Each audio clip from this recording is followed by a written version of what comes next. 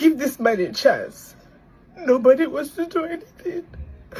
We're not yet asked for money. Nobody is asking for money, but please, if you know somebody that knows somebody that can help. This man has a strong will to live. You see him, you can't even.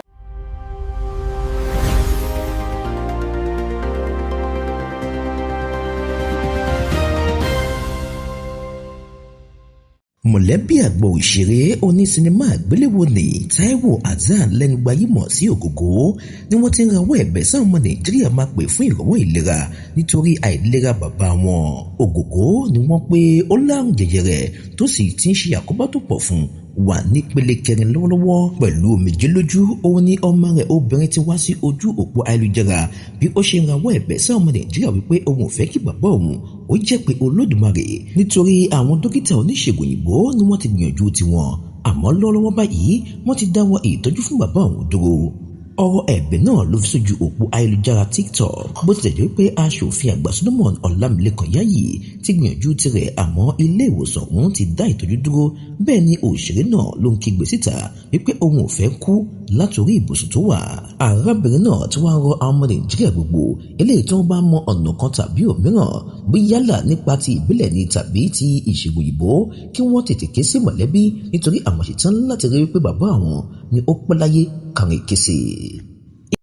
Oníṣègùn òyìnbó kan tórúkọ rẹ̀ ń jẹ́ Olúṣínà Ajídáhùn náà ló ti dáhùn lórí ọ̀rọ̀ tí ọmọbìnrin ọmọ bíbí àgbà òṣèré Táíwò Hassan tí gbogbo ènìyàn mọ̀ sí Ògógó sọ wípé àwọn ilé ìwòsàn ti kọ̀ láti tẹ̀síwájú láti máa ṣe ìtọ́jú ètò ìlera fún bàbá wọn tó ti wà ní ìpele kẹrin àìsàn jẹjẹrẹ léyìí tá a mọ̀ sí kánsà. Dókítà ọ̀hún tí ìdánimọ̀ rẹ̀ lójú òpó X jẹ́ The Bearded Dr. Shina náà ló ti sọ wípé àṣìgbọ́ lè wà lórí ìtọ́jú ìlera Ògògó pàápàá jùlọ lórí bí ọmọ náà ṣe ń sọ wípé àwọn ilé ìwòsàn ti kọ̀ láti ṣe ìtọ́jú rẹ̀.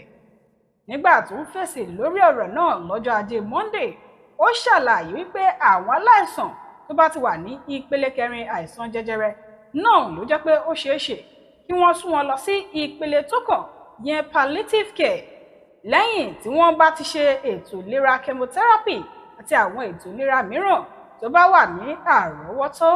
Ó ní nítorí náà ọ̀rọ̀ tí ọmọ òun sọ wípé wọn ò fẹ́ tọ́jú bàbá òun mọ́ ó jẹ́ ọ̀rọ̀ kan tó léwu púpọ̀ tó sì lè ṣe àkóbá fún àwọn ikọ̀ elétò ìlera tó ń tọ́jú bàbá rẹ̀ pẹ̀lú àpèjúwe wípé àìlà ọ̀rọ̀ ọ̀hún tí obìnrin yìí sọ níṣe ló jẹ́ kó dàbí ẹni wípé wọ́n mọ̀ọ́mọ̀ má fẹ́ tọ́jú bàbá rẹ̀ tó sì lè dàbàrú nǹkan lẹ́ka ètò ìlera pàápàá jùlọ tó tún lè fi àléébù sára àwọn elétò ìlera.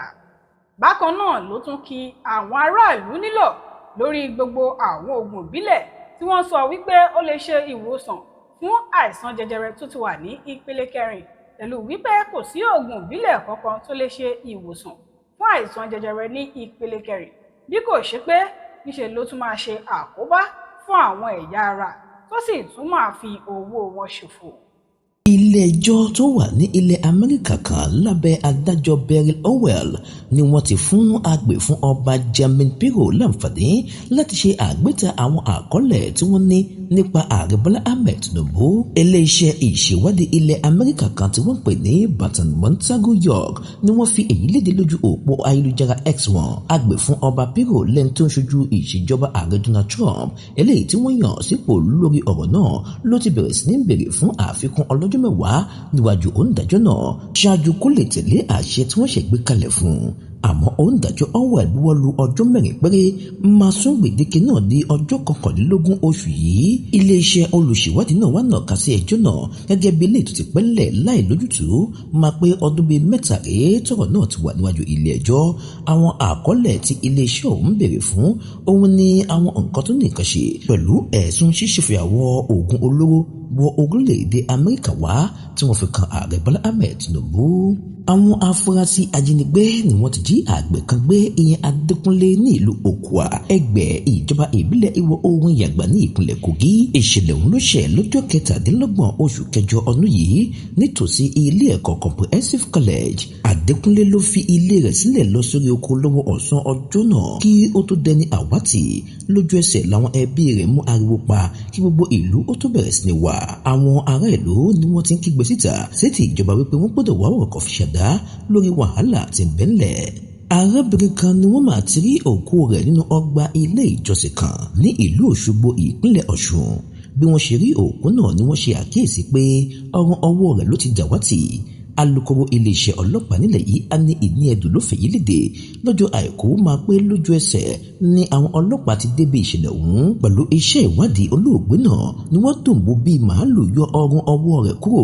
Títí di àkókò yìí ìdí pàtó gan tí wọ́n fi wo irúfẹ́ ìwà bẹ́ẹ̀ òun ni ẹnikẹ́ni ò tí ì lè sọ.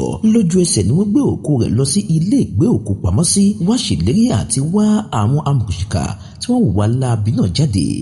Ọmọ orílẹ̀-èdè wa Nàìjíríà kan àmọ́ tó fi ilẹ̀ Australia ṣe ibùgbé Fọlọ́runṣọ́ Ọmọlé ni wọ́n fẹ̀sùn lu àjọ tó mójútó ọ̀rọ̀ àwọn tí wọ́n ní ìpèníjà ara ní jìbìtì mílíọ̀nù 5 owó dollars $5 million kan. Ọmọlé ẹni ọdún 38 nìyí 38 years lọ́wọ́ òfin bà ní pápákọ̀ Adéláìdé bí ó ṣe ń gbìyànjú láti máa ṣẹ́rí bọ̀ wálé padà ìyẹn ní ọjọ́ Ẹtì. Afurasí náà Ọmọlé lọ́rẹ̀ wà ní iwájú ilé ẹjọ́ pẹ̀lú bí wọ́n ṣe kéde pé ó máa ti ra tíkẹ́ẹ̀tì ṣáájú ìjókòó ilé ẹjọ́ náà. Afurasí náà lòun náà rí gbọ́ nípa àǹfààní kan tó wà fún àwọn ará ìlú kó di wípé ó tètè lọ rí lo àǹfààní náà láti lè fi lu àjọ wọn ní jìbìtì owó tùlùtùlù. Àwọn ọmọ yìí sípò ààrẹ lórílẹ̀‐èdè wa Nàìjíríà pẹ̀lú àwọn alága lẹ́gbẹ́ òṣèlú pàtàkì lọ́jọ́ Ìṣẹ́gun tòní ni wọ́n tọwọ́ bọ̀wé àdéhùn alálàáfíà láti lè jẹ́ kí orílẹ̀‐èdè ó wà ní àlàáfíà ṣáájú àti lẹ́yìn ètò ìdìbò gbogbo tí ń bọ̀ lọ́nà ìyẹn ní olúluwa Àbújá. Akọ̀wé ìjọba lórílẹ̀‐èdè wa Nàìjíríà George Akume ló buwọ́ lu ìwé àdéhùn alálàáfíà náà lórúkọ aláṣẹ Bọ́lá Ahmed Tinubu pẹ̀lú bí alága yanyan lẹ́gbẹ́ òṣèlú All Progressive Congress APC Nnantaweli Wata ṣe buwọ́lu ìwé àdéhùn alálàáfíà náà lórúkọ ẹgbẹ́ òṣèlú All Progressive Congress APC. Gbogbo ìgbésẹ̀ wíwá àlàáfíà náà ló wà ní ìbámu pẹ̀lú láti lè dáàbòbò ètò ìṣèjọba àwarawa ṣáájú ètò ìdìbò tó ń bọ̀ lọ́nà lọ́dún 2027. Lára àwọn tí wọ́n buwọ́lu àdéhùn alálàáfíà náà láti rí Peter Obi ọmọ yìí sípò ààrẹ láti inú ẹgbẹ́ òṣèlú Nigeria Democratic Congress NDC, Ọmọyẹlé Sowore látinú ẹgbẹ́ òṣèlú African Action Congress AAC. Àwọn ẹgbẹ́ òṣèlú yòókù láti rí Labour Party, Democratic Leadership Alliance, National Democratic Party, National Rescue Movement, Social Democratic Party SDP, Youth Party, Young Progressive Party, Zenith Labour Party pẹ̀lú àwọn mìíràn lóríṣiríṣi. Ààrẹ lórílẹ̀‐èdè wa Nàìjíríà ìyẹn Bọ́lá Ahmed Tinubu lọ́jọ́ Ìṣẹ́gun òní ló ṣe ìpàdé pọ̀ pẹ̀lú ẹni tó jẹ́ alága lájọ tó ń gbógun ti ìwà lílu jìbìtì àti ìṣèwò olùmọ̀pọ̀kùn nílẹ̀ wa Nàìjíríà EFCC Ọlá Olúkóyèdé pẹ̀lú alákòóso fọ́rọ̀ ilé ìgbé àti ìdàgbàsókè ìlú Mùtàkọ́ Dàmà ìyẹn ní iléeṣẹ́ ààrẹ l'Àbújá. Ìjókòó náà láàrin àwọn adarí ìlú mẹ́tẹ̀ẹ̀ta ló ní ìkàṣe pẹ̀lú àwọn ilé tí ìjọba ti gbẹ́sẹ̀ lé jákèjádò orílẹ̀-èdè wa Nàìjíríà. Ìjókòó náà wáyé lónìí tí ń ṣe ọjọ́ 18 oṣù kẹjọ ọdún tá a wà yìí. Ìjókòó ọ̀hún la gbọ́ wípé ó jẹ́ àkọ́kọ́ irú rẹ̀ lẹ́yìn tí ààrẹ Bọ́lá Ahmed Tinubu tí wọ́n lé ìgbésẹ̀ àjọ tí ń gbógun ti ìwà lílu jìbìtì lórílẹ̀‐èdè wa Nàìjíríà lórí bí wọ́n ṣe san àgádágodo mọ́ àpò àsùnwọ̀n ìjọba ìpínlẹ̀ Ọ̀ṣun nígbà kan rí. Ìjọba ìpínlẹ̀ Èkó ni wọ́n kéde ọjọ́bọ̀ ọ̀sẹ̀ tá a wà yìí ìyẹn 20 oṣù kẹjọ ọdún tá a wà yìí gẹ́gẹ́ bí ìsinmi lẹ́nu iṣẹ́ fún àwọn òṣìṣẹ́ ọba. Ìsinmi lẹ́nu iṣẹ́ náà ni ìjọba kéde rẹ̀ lójúnà àti lè bá wọn ṣe ayẹyẹ àjọyọ̀ àyájọ́ ìṣẹ̀ṣe. Bíbọ̀wọ̀ fún ayẹyẹ ìṣẹ̀ṣe náà ló túmọ̀ sí dídáàbòbò àṣà ilẹ̀ Yorùbá, ohun ìṣẹ̀ǹbáyé tó ń ti ẹ̀sìn ìbílẹ̀. Gómìnà ìpínlẹ̀ Èkó Bájídé Sanwó-Olú ló buwọ́lu ìsinmi lẹ́nu iṣẹ́ náà fún àwọn òṣìṣẹ́ nínú àtẹ̀jáde kan tí olórí òṣìṣẹ́ ọba ìpínlẹ̀ Èkó Bọ̀dé Àgòrò buwọ́lu. Ẹ̀wẹ̀ àwọn òṣìṣẹ́ ọba ní ìpínlẹ̀ Èkó ni wọ́n gbọ́dọ̀ padà sẹ́nu iṣẹ́ ọba yẹn ní ọjọ́ Ẹtì lọ́sẹ̀ tá a wà yìí. Olùdásílẹ̀ ilé ìjọsìn Christ Embassy Pastor Chris Oyakilome ṣíṣe lójú àwọn ọkọ̀ tí ń ṣe àmúlò agbára iná ẹ̀lẹ́tíríkì Labẹ́tì Sun. ìgbésẹ̀ wọn ni pásítọ̀ Bọ́lájí Ìdòwú náà nàka sí gẹ́gẹ́ bí ìdàgbàsókè ìjọ. Ọ̀yá kìlómẹ̀ ló ṣiṣẹ́ lójú àwọn ọkọ̀ tuntun náà níbi ètò ọrọ̀ ajé tuntun kan tọdún 2026 lójúnà àti lè mú àmúlé tó ń ti àyípadà dé bá ẹ̀ka ètò ọrọ̀ ajé lórílẹ̀‐èdè Nàìjíríà. Ṣáájú níbi ọjọ́ bíi mẹ́ta sí ní ilé ìjọsìn wọn ti kéde ìgbésẹ̀ yìí pé yóò wáyé ní ọjọ́ àìkú. Àwọn ọkọ̀ tí adarí ìjọ Ọ̀yá kìlómẹ̀ ṣiṣẹ́ lójú rẹ̀ lamatiri Tison Passion, Tison Falcon, Vision Series pẹ̀lú Vision Cup àti OG Series. Bí ilé ìjọsìn ọ̀hún ṣe ṣiṣẹ́ lójú àwọn ọkọ̀ tuntun náà ni wọ́n jẹ́ kó dímọ̀ wípé àwọn ẹ̀yà ara kọ̀ọ̀kan làwọn sì ṣiṣẹ́ ìdàgbàsókè lé lórí náà láti rí pé lílọ bíbọ̀ rẹ̀ ló tún yà lára ọ̀tọ̀. Ìjọba ìpínlẹ̀ Èkó ni wọ́n ti ránṣẹ́ ìkìlọ̀ sí àwọn tí wọ́n nífẹ̀ẹ́ sí ṣíṣe àwárí ọkọ̀ lóríṣiríṣi lè tí wọ́n nífẹ̀ẹ́ sí jùlọ ìyẹn ní ojú nọ́mbà ìpínlẹ̀ Èkó láti dẹ́kun ìwà bẹ́ẹ̀ nítorí pé a máa ṣe àkóbá tó pọ̀ fún lílọ bíbọ̀ ọkọ̀ ní ìpínlẹ̀ Èkó ni. Alámòjútó iléeṣẹ́ ìjọba tó ń rí sí ọ̀rọ̀ ìmọ́tò àyíká àti ohun àlùmọ́ọ́nì inú omi ní ìpínlẹ̀ Èkó Tókunbọ̀ Wàhábù ló fèyí léde nínú àtẹ̀jáde kan lójú òpó X rẹ̀ ní ọjọ́ Ìṣẹ́gun tòní lẹ́yìn wọ́n kẹ́fí àwọn ìwà bẹ́ẹ̀ látọwọ́ àwọn kọ̀ọ̀kan ní ìpínlẹ̀ Èkó.